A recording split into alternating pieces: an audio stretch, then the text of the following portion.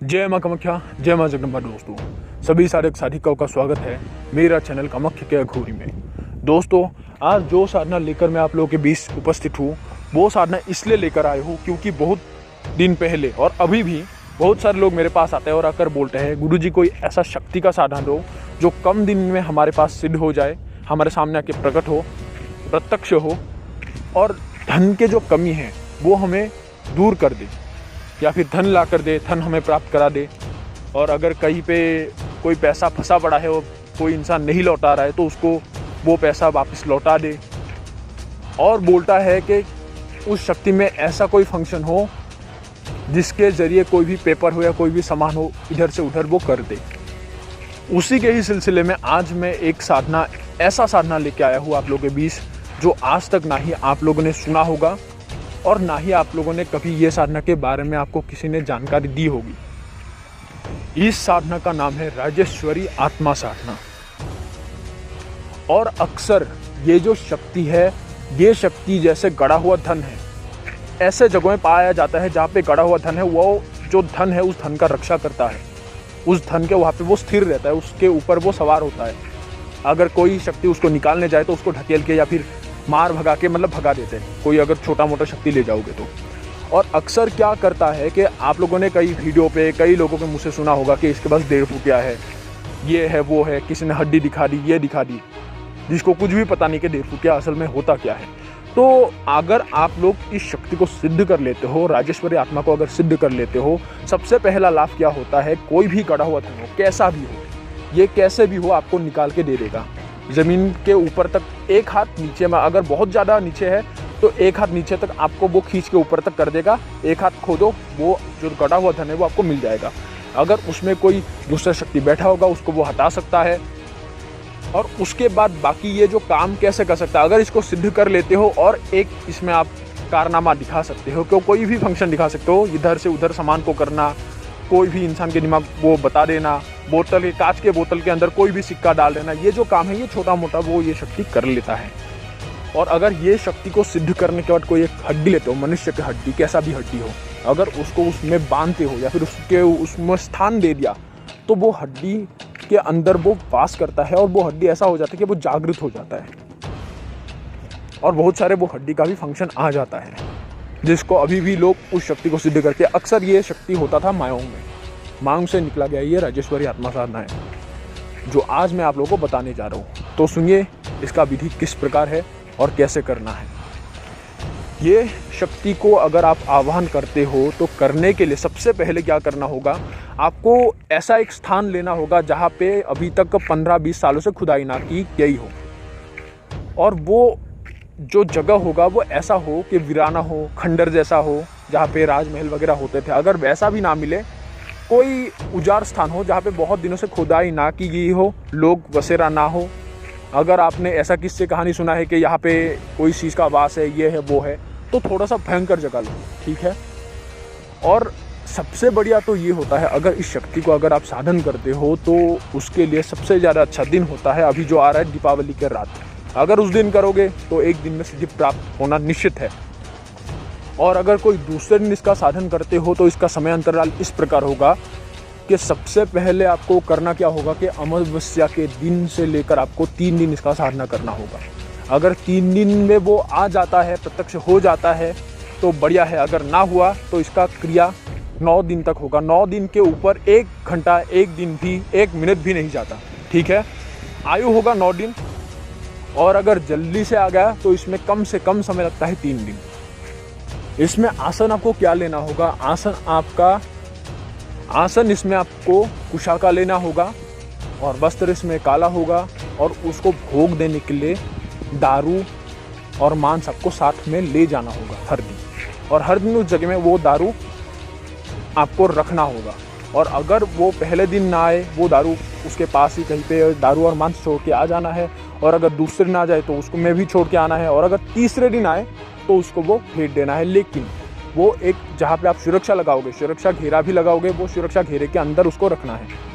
और सबसे ज़रूरी इसमें बात क्या होगा, ये जो साधन होगा ये करने के लिए, क्योंकि ये शक्ति बहुत अलग है और बहुत अलग काम करता है। सबसे पहले इसमें 2 चीज़ आपको बहुत आवश्यक होगा, जो ये आप लोगों को पहले बनवाना होगा। जो वो 2 चीज़ें होगा, सबसे पहला चीज़ होगा इसमें राजेश्वरी यंत्र। इस यंत्र को आपके नाम पे सिद्ध करा के बनवाना पड़ता है, जो भी साधक इसको करना चाहता है। अगर आपने इस यंत्र को गले में धारण नहीं किया तो इसमें आपका जान माल का नुकसान हो सकता है, क्योंकि ये जो राजेश्वरी आत्मा होता है वो ये बहुत ही शक्तिशाली योनि होता है और बहुत ही शक्तिशाली मतलब शक्ति भी है, क्योंकि हर जो काम होता है ये आसानी से कर सकता है।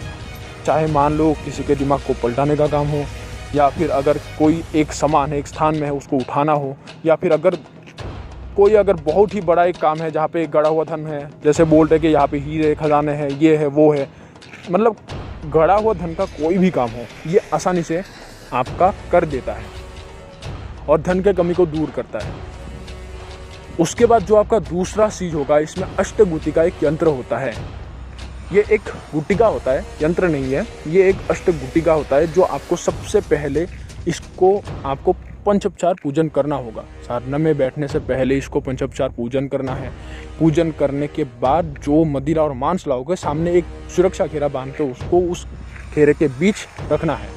अगर नहीं रखोगे वो आपको पहले ही उठा के ले जाएगा और आपको वचन नहीं देगा। इस कारण आपको जो सुरक्षा घेरा है, जो भोग है, भोग के चारों तरफ सुरक्षा घेरा लगाना है। इसमें जो होगा, आप अगरबत्ती लगा सकते हो, अगरबत्ती लगाते हो तो बढ़िया है। कोई सा भी अगरबत्ती हो जो सुगंधित हो वहाँ पे लगा दो, और जो साधन का जो जगह होगा उस जगह के चारों तरफ आप इत्र हो या कोई भी सेंट हो आप छिड़क दो। उसके बाद जो होगा, सबसे पहले तो आप करोगे जो अष्ट धातु का जो गुटिका है उस गुटिके का पूजन। उसके बाद जो आप यंत्र गले में धारण करोगे वो धारण करके आपको सबसे पहले इसका होता है आवाहन। सबसे पहले जैसे ही आप आवाहन का मंत्र पढ़ोगे, यहाँ पे जो आवाहन का मंत्र होगा यहाँ पे सिर्फ आपको 3 दफ़ा पढ़ना है। उसके बाद होगा अंगीकार। अंगीकार का भी एक मंत्र है जो आपको सिर्फ 3 बार पढ़ना है, लेकिन जो मूल मंत्र होगा इसमें आपका जो जप संख्या होगा वो आपका 2100 बार होगा। एक छोटा सा मंत्र है, इसको आपको 2100 बार करना है। जैसे ही आप मूल मंत्र जप कर दोगे, मूल मंत्र जप करने के बीच में ही आपको अनुभव क्या क्या होगा। सर्वप्रथम जब राजेश्वरी आत्मा का आगमन घटता है तो सबसे पहला अनुभव क्या होता है कि कोई भी वस्तु गिरने का आपको आवाज़ आएगा, चाहे भारी सा पत्थर हो, भारी सा सामान ही हो, या फिर पेड़ का अचानक डाल टूट जाना, डाल टूटने का जो आवाज़ है वो आपके कानों में गूंजेगा। उसके बाद जैसे ही ये चीज़ आवाज़ आ जाए तो आप ये समझ लीजिए जिस शक्ति का आप आह्वान कर लो वो शक्ति आपके आसपास घूम रहा है। और दूसरा चीज़ इसमें अनुभव क्या होता है कि आपके कानों में फुसर फुसर कोई आवाज़ ऐसे आपको करेगा, जैसे मान लीजिए कोई बच्चे का हो।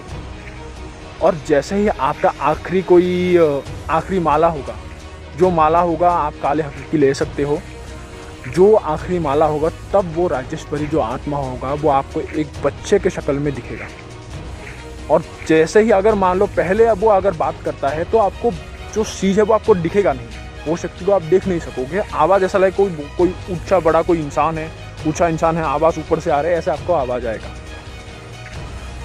और जैसे ही आपको कोई रूप धारण करके बच्चे का शक्ल में जैसे ही वो आपके सामने प्रकट होने के बाद आपको अगर दिखाई दे तो देखने में ऐसा लगेगा कि कोई मान लीजिए कोई जंगली इंसान है, काले काले लंबे लंबे उसके शरीर में बाल होगा, और जो मुंह जो होगा उसका मुंह बंदर जैसा है और बतख जैसा है, वो बहुत अलग होता है, लेकिन एक छोटे बच्चे के शक्ल में ही वो हाजिर होता है। लेकिन चेहरा इंसान का नहीं है, बाकी शरीर इंसान जैसा लगेगा। और जो बाल होगा, बाल होने के कारण एक कोई जंगली बंदर वगैरह, पशु वगैरह ऐसे आपको प्रतीत होगा।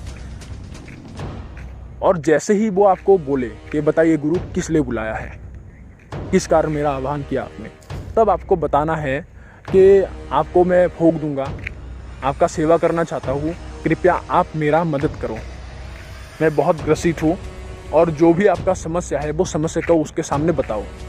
उसके बाद वो आपका समस्या सुनकर बताएगा कि ठीक है, लेकिन ये चीज़ होने के बाद वो आपसे एक वचन लेगा।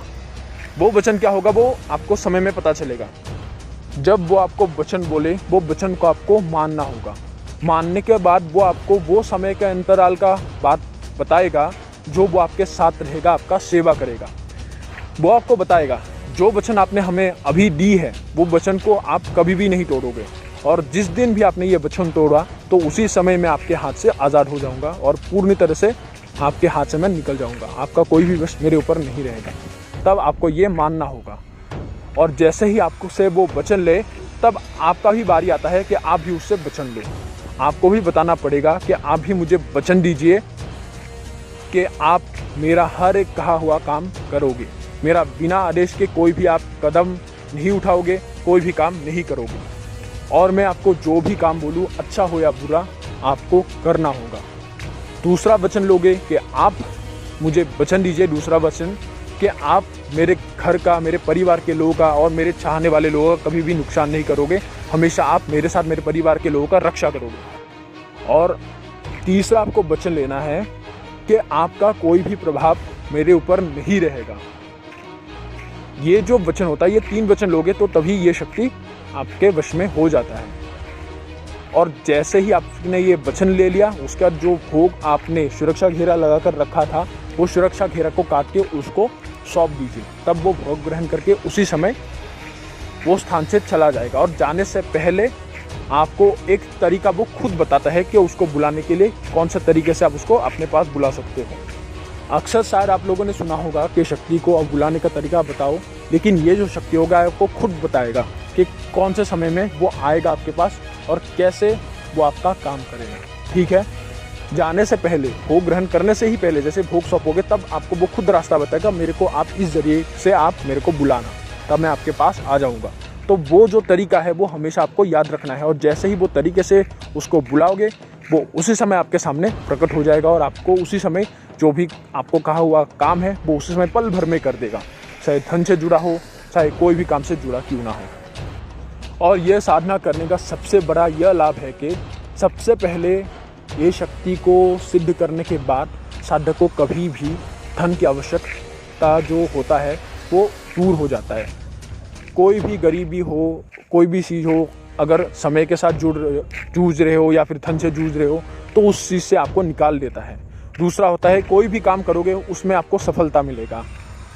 और तीसरा होता है अगर कोई कोर्ट कचहरी में फंसे हुए हो, उससे भी आपको ये शक्ति निकाल सकता है।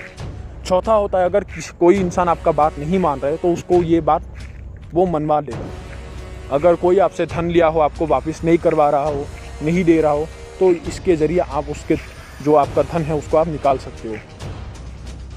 और चौथा, अगर आपको धन की आवश्यक है तो उस जो शक्ति है, जो आपका ईश्वरी आत्मा है, उसको हाजिर करके बोलो कि मेरा इतना इतना धन का समस्या है, इसको दूर करो।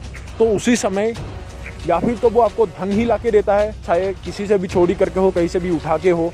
अक्सर ये चोरी नहीं करता, लाता ऐसे स्थान से है जो आपको भी पता नहीं होता, लेकिन वो चोरी करता नहीं है। जो हर लोग जो बताता है कि भाई ये दीवालन चोरी करके देगा, ये शक्ति ऐसे देगा, ये वो लाके ही देता है, लेकिन कहाँ से होता है ये हमको पता नहीं चलता। लेकिन हर जगह में जो चीज़ है, वो जो सामान है वो स्थिर है, लेकिन वो जो लाके देगा वो उसके तरफ से होता है। कैसे लाएगा, कहाँ से लाएगा, ये हमको पूछना नहीं है।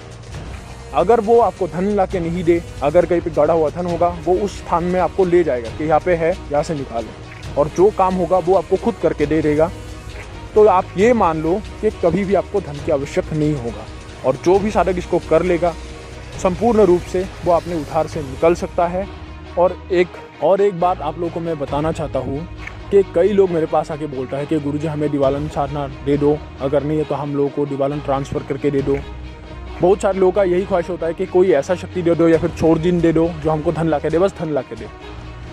जो चीज़ झूठी है, जिस चीज़ का कोई स्थान नहीं है, वो चीज़ ढूंढ कर मेरे पास मत आओ।